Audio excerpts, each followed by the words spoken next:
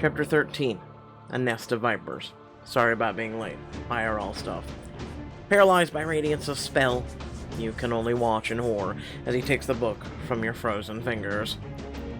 Truth be told, I had little faith that you would find the answer to breaking Prince Kieran's curse.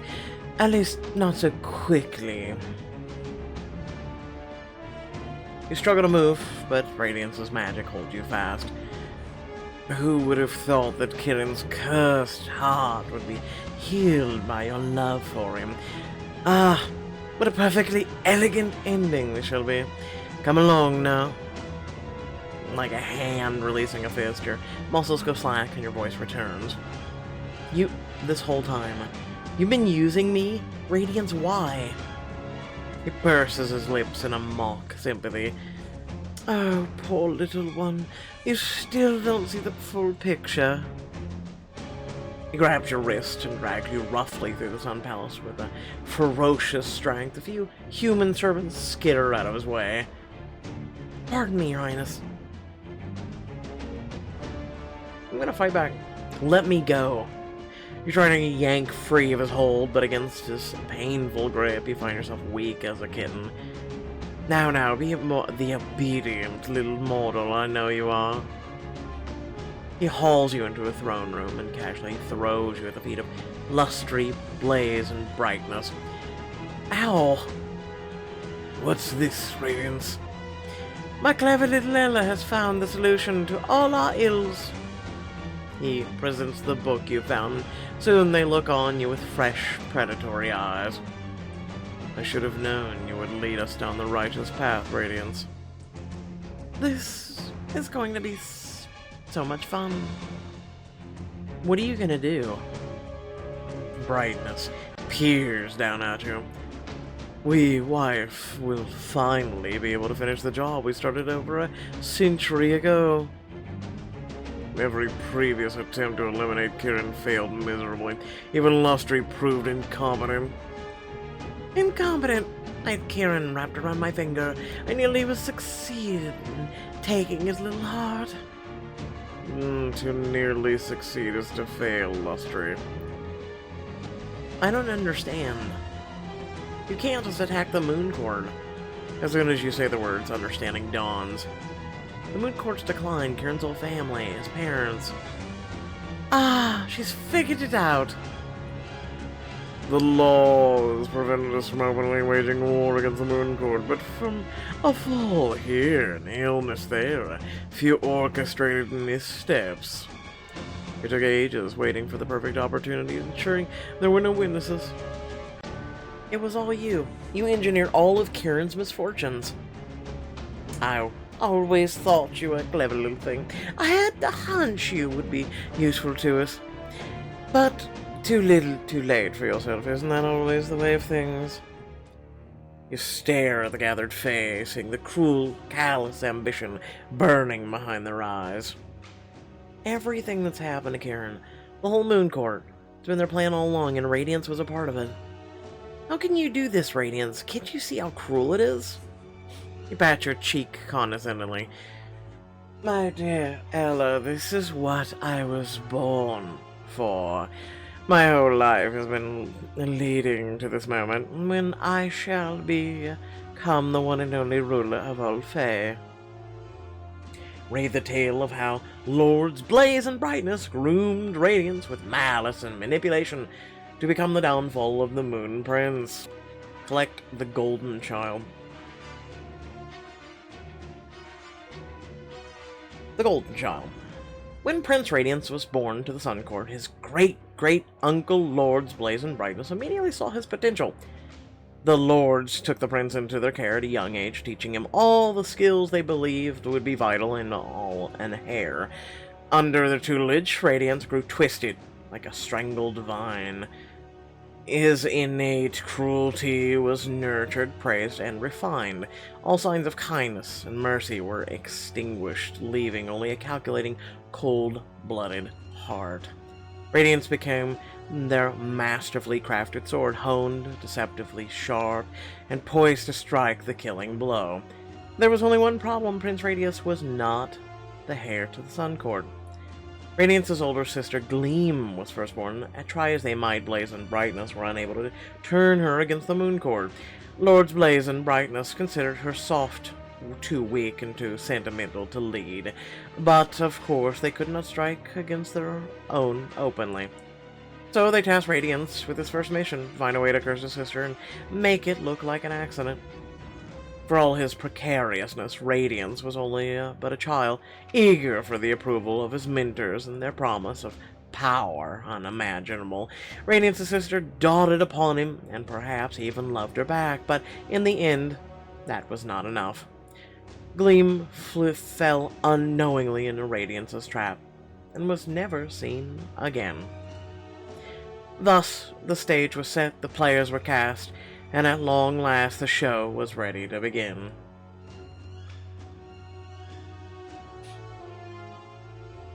Just one more in 3 chapters. You're a monster. You're all monsters. Your pathetic mortal mind cannot even comprehend the magnitude of our greatness, said every evil henchman ever. You told me about the heart piece in a well on your first night we met. Do you remember? Yes, I've known that you've carried all this time, even when you didn't. If Kieran hadn't shown up when he did and claimed you so publicly, I'd taken you home and got the heart piece out of you that very night. Fortunately for you, we now have a better plan. All 4 of them look down at you imperiously, their eyes beginning to glow with golden fire. What are you doing? Just another little curse, sweetling. Don't fret. Radiance wrenches your arm up, forcing you to stand, and traces a circle over the left side of your chest.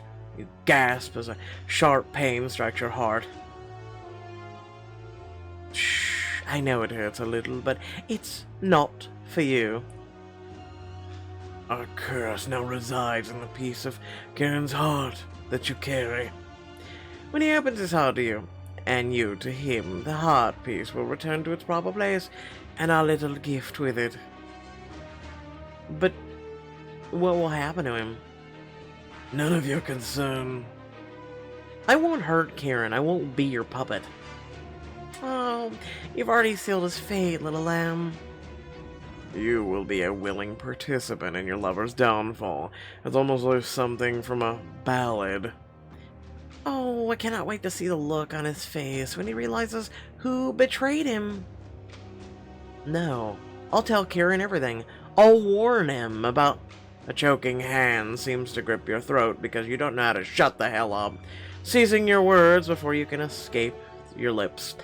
Lustry cackles, clapping her hands gleefully. Oh, that's the best part. So long as you carry our curse, you won't be able to speak of it to anyone. I'll find a way to stop you. Just like I found a cure for Kieran. This plan was set into motion before your grandparents were alive, stupid child. You cannot stop a thing. The Sun Court shall finally rule as we were meant to. The world will benefit greatly under our power. And you and every other mortal will be better off in the end. We choose Radiance well. The crown will be his alone. For the glory of the Sun Court. You're all mad. Anguished, you turn to Radiance, your last hope sputtering out. Please, Radiance. You said you would help me. I thought Faye couldn't lie. Oh, little one, I said I would shelter you from Kieran, and I have. This is for the best, you'll see. You pat your cheek patronizingly and you squirm away in disgust. But the Sun Court can't rule alone. What about the balance of powers, the cycles of day and night, the seasons? You've spoken out of turn long enough. Get her out of here. Yes, Your Highness. 2 guards step forward and seize your arms and drag you shouting from the room. I won't help you hurt Kieran, I won't. The 4 of them watch you go with wickedly triumphant smiles. Sweet, stupid Ella, you already have. You're unceremoniously tossed into your room, and the door slams shut behind you. Oh, You leap at the door, pound on it just as you hear the key turn in the lock, trapping you within. This can't be the end. I will bang on the door, look for another way out, call Leaf for help. You fly to the window, hoping against hope that Leaf might hear your whistle and come to your aid. I might not be able to tell anyone of the curse, but if Leaf could only warn Kieran. Locked. You pound on the glass, but it only rattles dully. No. In a fit of temper, you throw a candlestick at the window, but it might as well be made of stone. Of course the glass is enchanted. Your strength sags as grim reality sets in. This can't be happening. Let me out of here. You pound at the door, windows, shouting until you're hoarse. Your legs buckle and you drop bonelessly to the floor. Sometime later, whether minutes or hours, you do not know, there's a timid knocking at your door. Who's there? You sit up as the key scrapes in the lock, and your human servants quickly enter the room, their arms full of boxes. Excuse us. What do you want? They flinch at your harsh tone, and your anger immediately drains away. I'm sorry, this isn't your fault. We were instructed to ready you for the new moon ball. The what? 'Tis a one social occasion that Prince Kieran is meant to host each year, always on a night with no moon. No moon. Does that mean Kieran won't become the beast this night? Yes. I know not of such things, but the entire Sun Court is invited to the festivities at the Moon Palace. And I'm to attend with them. Your heart twists with agony, realizing this is when Radiance intends to execute the final stage of his plot. I don't have a choice, do I? One must obey His Highness's orders. Prince Radius has our best interests at heart. You can't really believe that. 'Tis a privilege to attend the ball. It has been an age since Prince Kieran has hosted one. You examine their dour faces, and suddenly the oddly mechanical and careful way they speak begins to make sense. You're under an enchantment. The servant's eyes go wide in unison, but they make no sound. One bows her head ever so slightly. You're not allowed to speak badly of any of them, are you? Or do a single thing against your orders. How long has this been going? Living amongst the Fae, it makes humans age more slowly. It is a privilege to serve the Sun Court until the day we die. Your heart breaks a little, wondering how long they've had to live like wretched beasts under Prince Radiance's thumb. Please, my lady, it is time to dress. We must not keep His Highness waiting. They open the boxes, revealing a simple outfit in Sun Court colors. Oh. Everything inside you rebels against wearing it. What would Kieran think to see me wearing the colors of the Sun Court? It would seal my betrayal. They help you into the golden clothes, and your heart sinks as you catch sight of yourself in the mirror. Wow. I haven't seen this outfit since it was black and boring. Actually, no, was it pink? It was that one decorum book, I believe. The one from like 1950s. I don't know. Isn't there something else I could wear? The servants glance at one another, and one moves silently to open the wardrobe, eyes darting meaningfully within. What's this? Inside you find a hauntingly beautiful ensemble adorned with gleaming blue-black raven feathers. This would infuriate Radiance. Are you sure you're alright with that? The servants exchange a silent, secret smile. Our orders were to make sure you were dressed. Nothing more. Wear this raven-themed diamond choice. I have just but one question. Where can I get one? I don't know, it's pretty. No, seriously, the question is, how did they not know this was in a wardrobe out thing? You'd think this would, like, tilt them and they'd, like, get rid of all this, but I don't know. It's pretty, though. The dark fabric feels like armor, sealing you for the wrath it will surely invoke when Radiance sees you. Don't they have magic powers which can just change the outfit? Or put an enchantment on it? This should show them I won't go down without a fight. You smile at the servants and take their hands. I promise, if I can find a way to help you out of here, I will. Thank you, Ella. Good luck. You descend the stairs in your eventide glory, head held high. Radiance's uncles and Lustry all scowl murderously at your sight of you. I'm ready. What is it wearing, Radiance? Where did you get such a hideous costume? Radiance, are you really going to let her wear that? Radiance pulls you to him, whispering dangerously in your ear. I will punish you for this. Oh no, whatever more will you do to me? You hiss back. You think any punishment could ever be worse than what you're already planning? Won't you make her go change? We're already late, let's go. After a long, torturous carriage ride, you're whisked through the front doors of the Moon Palace and into a familiar, battered grandeur of the ballroom. You reach out to gently run your fingers over a flowering vine as you pass, heart aching with a feeling almost like homesickness. Keep your wits about you, Ella. You need to avoid Kieran at all costs tonight. The room is filled with Sun Court Fae, milling about, laughing, dancing, eating from a spread of delicate Fae food. And thankfully, there's no sign of the Moon Prince. I should be a wallflower, blend into the crowd. Join in on the dancing! I'm gonna blend into the crowd. You drift among the clusters of Fae, trying to act as though you are absorbed by the snippets of conversation, all the while feeling Radiance's eyes upon you. Perhaps if Kieran sees me otherwise engaged, he'll keep his distance. You pick listlessly at the petite fours, your stomach too twisted to eat. So there I was, naked as the day I was born. Oh, there you are, Your Highness. Your chest goes tight as the Fae around you dip their heads politely.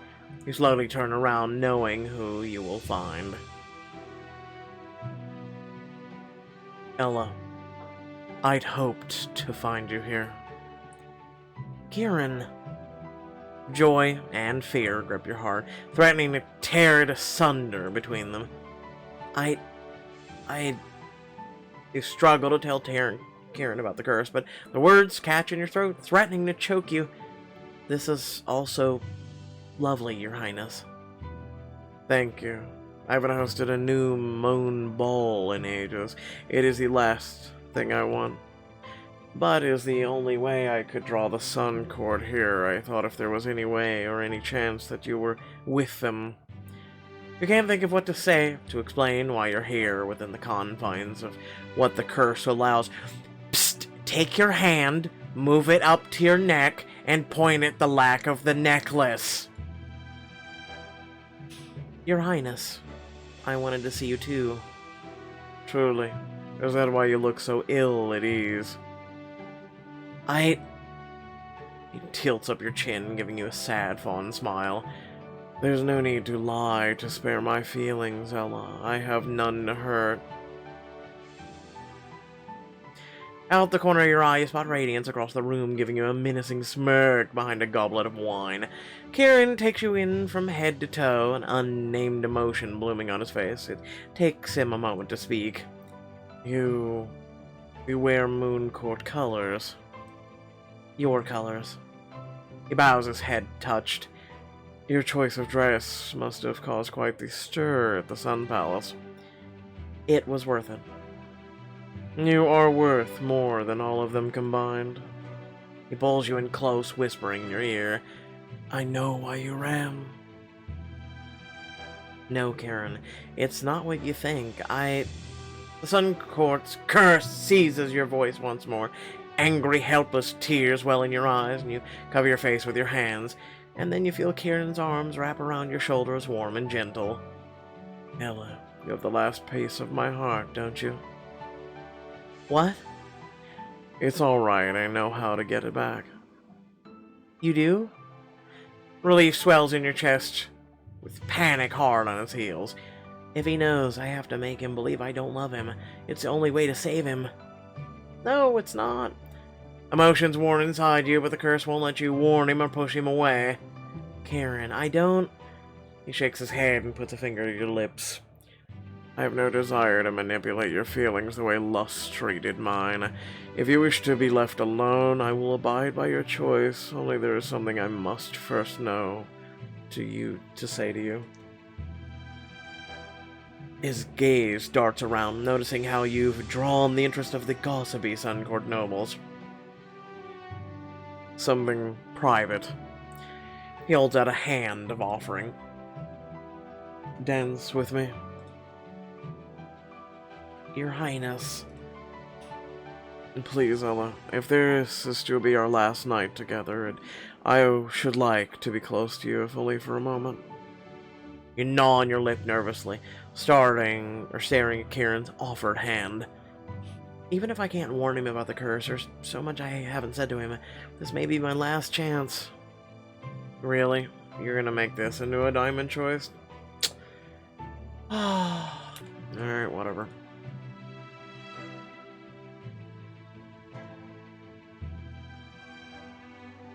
Kieran smiles, drawing you out into a quiet courtyard. He bows and then takes you gracefully in his arms. Can we dance without music? I don't need music. You watch his elegant steps swirling in the dark together as the bright stars twinkling in the inky black above. If only it could be like this forever. Kieran studies you in silence a while before he speaks. How long have you known that you carried the last piece of my heart? Since we visited the Magpie. But I didn't know how to tell you. I meant to so many times, but we were always interrupted, and then it seemed far too late. I'm sorry. There's no need to be. I don't lay any blame at your feet, Ella. You twirl together in an exhilarating rush, swinging apart and then crashing together again, moving to your own rhythm. Aren't you worried that the way we feel about each other is nothing more than the pull of your heart wanting to return? He slows, brow knitting. Perhaps it began that way, but it's grown far beyond that now. How can you be sure?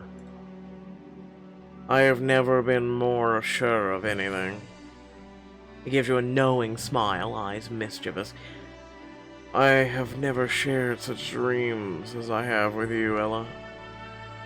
He rushes to your cheeks. I didn't know they were real. The way I acted, if I had known... It gave you freedom to act as you wanted, without fear. Don't wish that away. I, for one, am glad for it. We spent all that time together during the day, sniping at each other, and then at night, overcome, you can't help but laugh. He joins you, sweeping you back into a wild, joyous waltz. At night, you took me into your bed without a second thought. Kieran.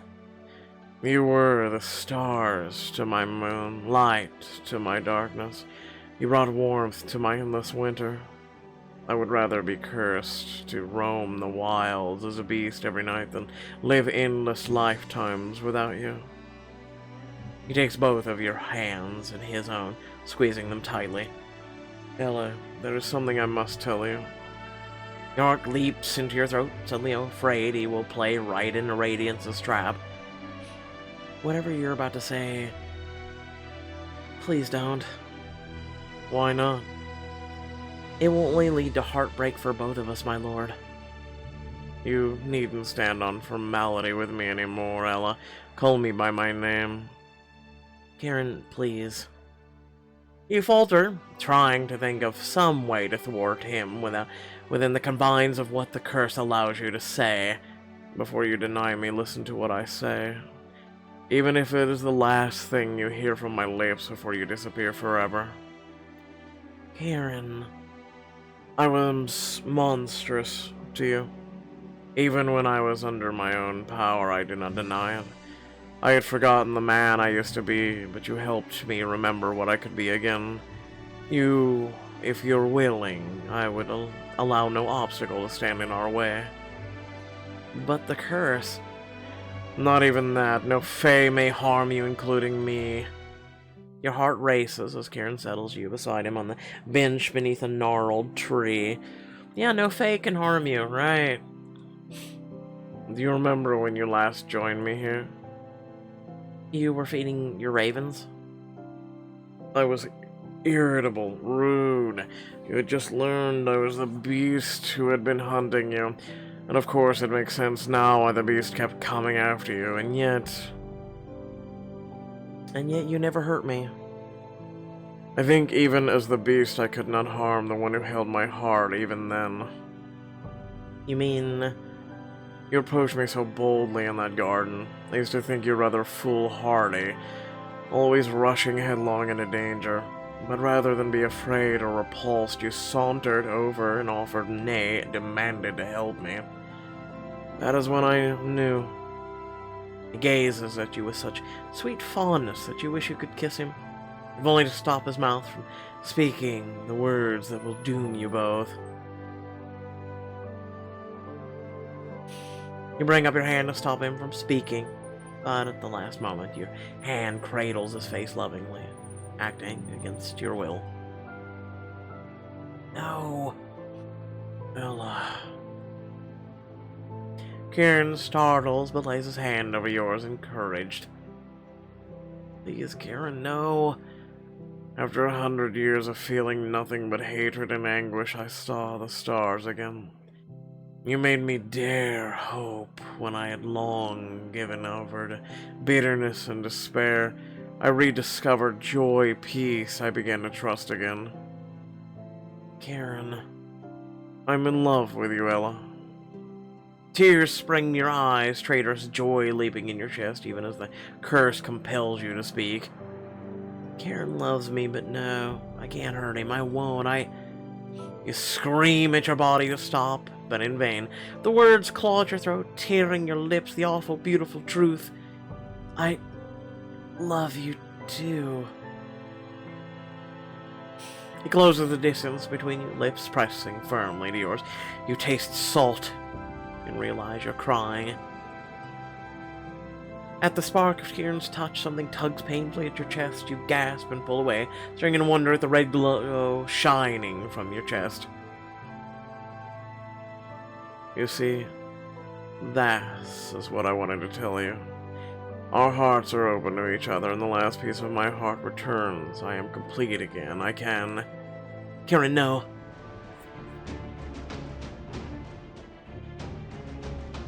Oh, no.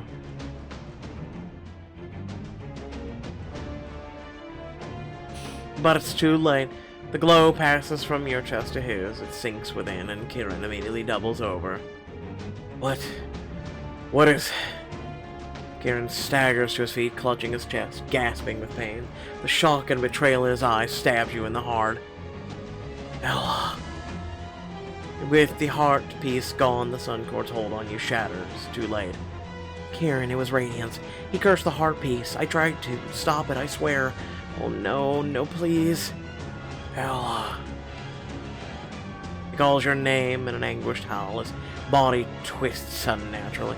Hands become talons, wings bursting forth, face transforming into an animal-like savagery. And you watch in helpless despair as, even with no moon in the sky, the man you loved disappears into the beast once more.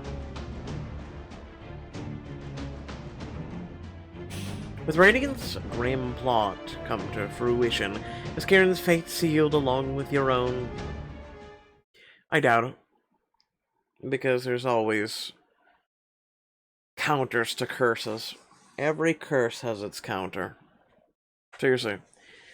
The magpie's curse is she seeks that of value, but doesn't realize that if she sought something of no value, or didn't seek anything at all, that it would break the curse.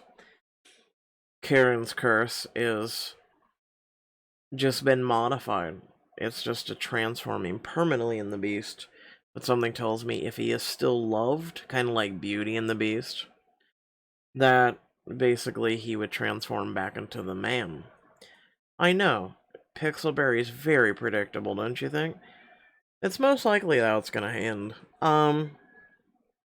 without further ado, I apologize for being late. I'll get into that here in a second. But if you did enjoy the video, please, it would mean a lot. Like the video, share the video, and become one with the channel, man. Like I'm being very serious. That way, if you make sure to not just subscribe but hit the bell icon, you'll receive notifications when content goes up on this channel. And most likely you're enjoying that content, you want to watch more of that content, especially when new chapters go up when they're released for Choices or any other game, right? And there's a lot of new stuff coming your way, so get ready for that. But without further ado, like I said, sorry about being late today. Especially with this as well as the other book, and getting that chapter out. I just had a lot going on yesterday. TLDR, medical stuff, and me having to, let's just go with, I was beaten, broken, and, not literally beaten by someone, but I went through just a lot yesterday. Let's put it that way.